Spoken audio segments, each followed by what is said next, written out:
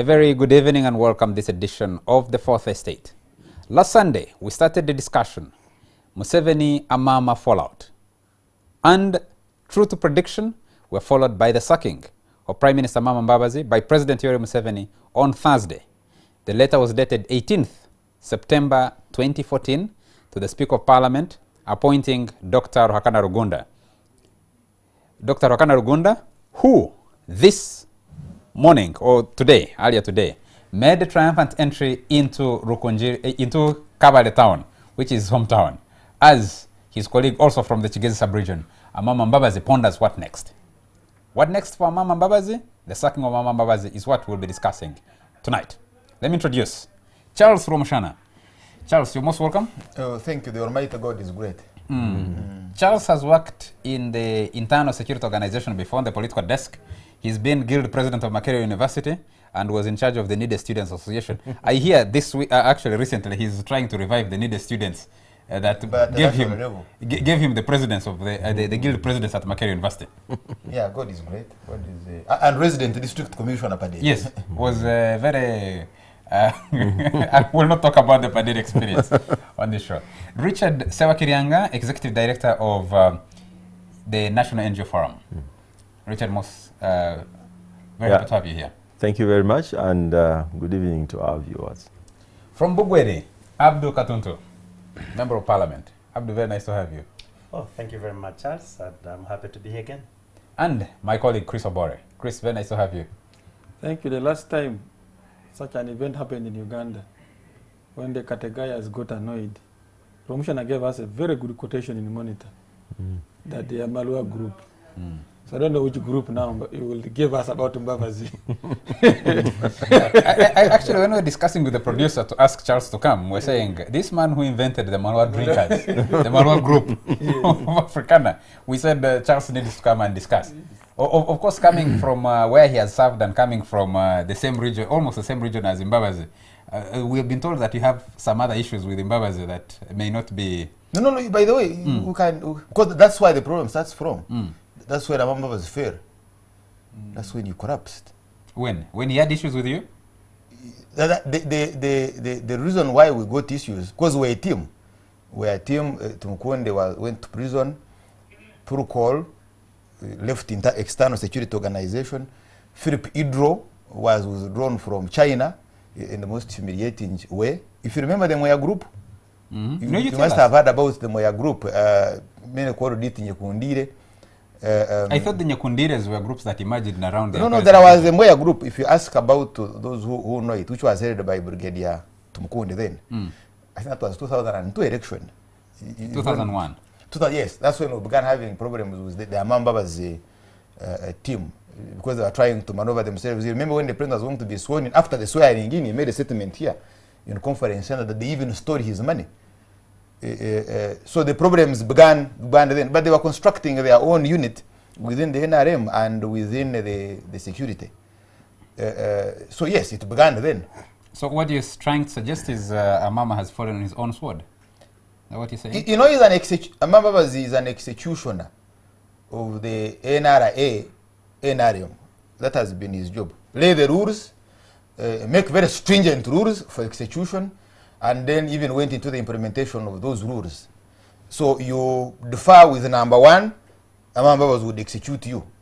Whether it is formally or informally, whether it is openly or clandestinely, whether it is overtly or covertly, but Amama Mbabazi would execute you. Now, the executioner of the Christians has now converted to Christianity and has to be executed. Do you change the rules? No, but how did this conversion come around? Because if Amama was Museveni's longest serving comrade, one of the longest serving comrades, he has told us himself, how did they end up where they have ended up? That Amama was not, because when they came from the bush, he was the Director General of External Security. Same level with Brigadier Jim Mwezi, if you remember. He was not a minister. The others were ministers, the others were in high positions. So he maneuvered and rose. But he rose, painting himself white and others black. That's how he rose. And many fell into that trap. But because he had a lot of functions, he would be in very many committees, delivering intelligence. You know, those whispers. But he wouldn't be there if his comrade and senior didn't believe that he was actually what he projected himself to be. Oh yes, he believed him on others. Now he has also believed others on him. Okay, Chris, And he's gone. we had a discussion here last Sunday, and we were discussing the relationship between Museveni and Amama, and we were actually attempting, without saying it, to predict where it would all end. Did you see it coming this soon, and the way it has come? I didn't even need to see it, but the president himself said it in the NRM caucus meeting when they're presenting a report. They're sending the report about the party. And the president basically read the book of Daniel in the Bible. You know what he said it. In essence, he announced the sacking of Mbabazi that day. Perhaps that people did not read into what he meant. Everybody was asking, what did the president mean? Did Mbabazi read into that statement? From what I gather from that meeting, I think when presenting the report, they asked Mbabazi for the register, party register.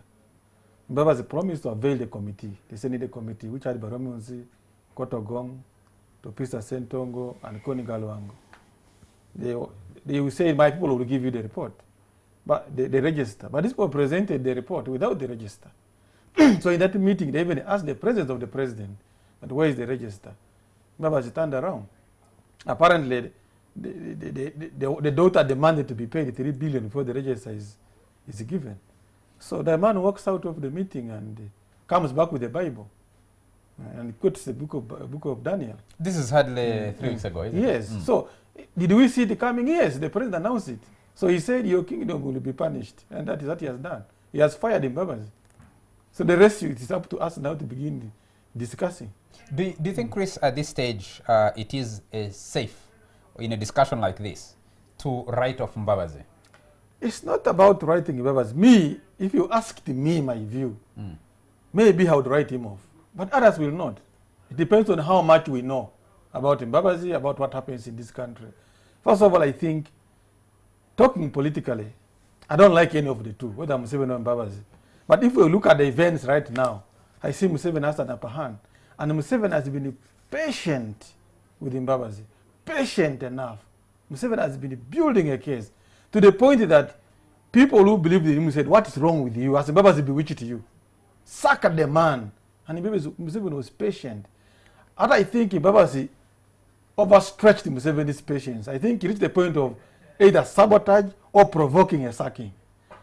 Whether he provoked this because he's strong, or he took it for granted that because he's this super minister, untouchable, close to the president, without whom Museveni can't lead, maybe that made him believe that, I will not be sacked. So Museveni said, okay, one, let me listen to those people who have been saying that this man bewitched me, and also let me show the world that this man is untouchable. So I just sacked him. So it is now incumbent on Mbabazi to prove to those who believe he's powerful that he's actually powerful. For Museveni, he looks comfortable with the decision. If you have a powerful prime minister at home, who everybody thinks you touch him, you're in trouble, you sack and board the plane. You leave him to deal with the Kaihura. And the Kaihura kisses over the borders. Kaihura calls his command very fast, and the president is busy in the US. It wouldn't happen where government... private visit. Yes, it wouldn't happen where power is at stake. But you see how Museveni decided to move.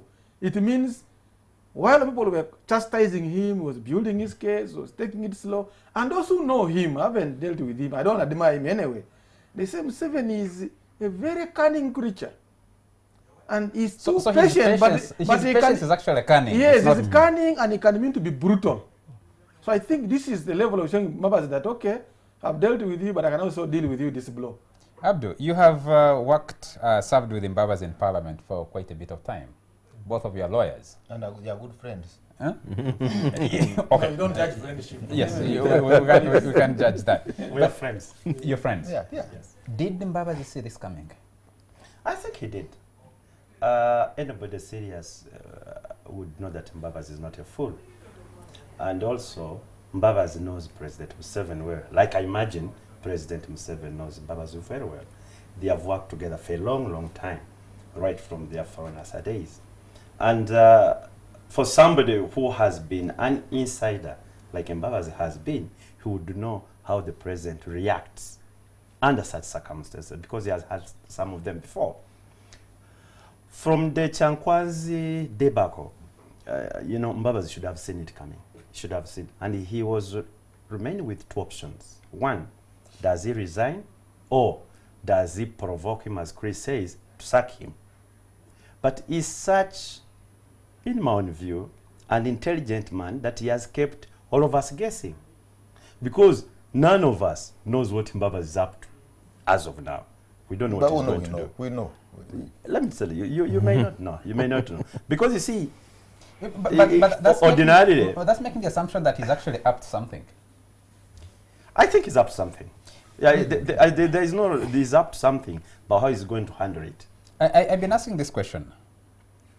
Mbabazi has suffered so many missteps in the last few years that someone wonders how he couldn't see.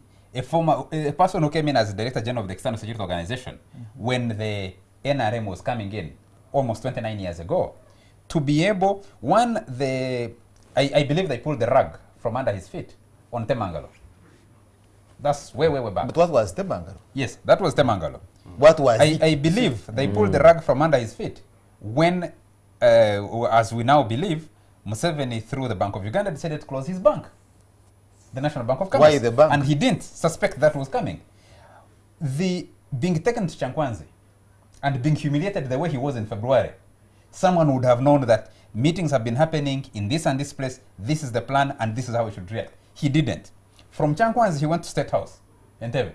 The humiliation continued, and he hadn't projected that that would happen. The only thing he has done through all these things is take it with grace and keep people guessing. Now, the sacking. The letter was written on Thursday. It was made public on Friday. And apparently he didn't know. Is that a person who is moving, who understands his friend very well and is able to Actually, project? on Friday morning, Major Nakalema made a phone call to Mbabazi and told him, His Excellency has made him to inform you that he has decided to appoint Uganda as the Prime Minister. From what I hear, he said, okay, I will not do my own things. That's all. Okay. Apparently, here he said. But the point you're trying to make as Richard comes in, as Richard comes in, you know, I haven't interacted with Mbabazi much, but I just look at events for this country. And whatever I'm discussing is from my own observation. Politics is like anything, is a human relations affair. And if you follow those people doing human relations, there's normally, you calculate the risks, put your creativity, like Rwomushana is saying, out of creativity, Mbabazi was able to rise up, to go to the risks, to overcome risks, to be who he is. But there's an element called innovation. Innovation helps you to put in safeguards. It is very clear in Uganda's political terrain that on Mbabazi's rise, he didn't put safeguards. Let's look at an example of high jump, which is very well known. The higher you jump, the higher the risks. So what is normally the fallback? They put a higher mattress cushion down where you fall. The higher you fall, there should be a bigger cushion. So in this case, I'm asking, while Mbabazi was creative enough to manipulate his way through the system, overcome the risks, what was the cushions he was leaving behind? When did he fall? There are no cushions. When did Amama Mbabazi fall? Amama Mbabazi fell when he was sacked from security. Let's get in Richard here. Richard, we're now discussing, some people will say we're discussing symptoms, because as Mama Museveni, which we discussed last Sunday, but there was a time we were discussing, in these similar forums, Museveni Kategaya. There's a time we were discussing Museveni Mushega. There's a time we were discussing Museveni Besigye. There's a time, it looks like the list is fairly long. Is it about the individuals, or is there a fundamental issue about the political construction? I think for me, when I listen to this debate, I actually sort of struggle with this country and where we are going, because, it looks as if our political culture is dependent on individuals. So big man syndrome is what drives us. So you have now two big men. One is arriving at his home celebrating, another one is sort of feeling that they have to go out. And I think that's the crisis of Uganda, that in fact that just is a representation of the failure of political institutions, that what you see now doesn't show you what this party is all about, the NRM, and neither does it show you what kind of political culture we are building. Because now we are discussing a personality as if this personality is an institution that has fallen. You know, that, you know, Mbabazi as a person has been so big, and now we have to spend a lot of time. So while it is relevant to discuss him, but I think it's also important to discount him. So that we do not give, we shouldn't give individuals as much primacy. Because, you know, this hangover of individual merit that started with the movement system, I think now has cropped up even in the multi-party politics. It's actually never left. It has never left. And I think that's the biggest crisis that we have to contend with. Amama Mbabazi was a key architect of the NRM that we have today. President Museveni has said him and Kahindo Tafire, Amama and Kahindo are not very good friends, are not friends actually. But those were the primary contacts he started with, especially during the time he was out of the country. From the 70s to today, he's been Secretary General of the National Resistance Movement since it was created. Ideally, he should have created institutions that would now cushion him. Yes, he's been fired from being Prime Minister, which is an appointive position. And the justification I've had is because he made a commitment that once you appoint me Prime Minister, I will relinquish my Secretary Generalship. Now, his tact, like you said, is to make sure, because the other one is an elective position, you can't fire him from it. But you know that But he has been fired. Even that one, the rug has been pulled kind of from under his feet. That failure of these individuals to build institutions that will protect them once they reach I think when the hurdle has been put very high, Chris is talking about. But I think the crisis is that actually in all this, the citizens of Uganda are actually the losers. Because you see, even if you think about whatever reforms, whatever changes are being made, they are not being made because anybody wants to see a better Uganda. They are being made because they are just strategic interests of individuals. So now we are talking about a political survival of a movement system, of the NRM, and you're talking about a political survival of the person who was Secretary General and the Prime Minister.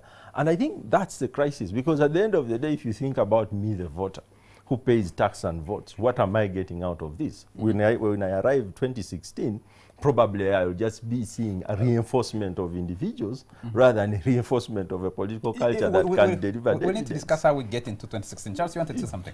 Yeah, actually, if you were in court over my case, the case you alluded to earlier, and one of the accusations they gave then was when we had an interview with you on KFM on Temangaro.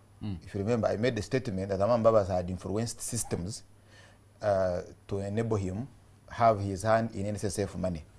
But the larger question when we were tracking the Temangaro issue was that, one, Amama Mbabazi was not, and I still think, is not a thief. That was point number one. Point number two, Amama Mbabazi then, by the time of Musingu Garuga's case, you remember, when he lost the case at Court of Appeal, didn't have money. So his focus had not been on making money. Actually, when he lost the case, he was broke.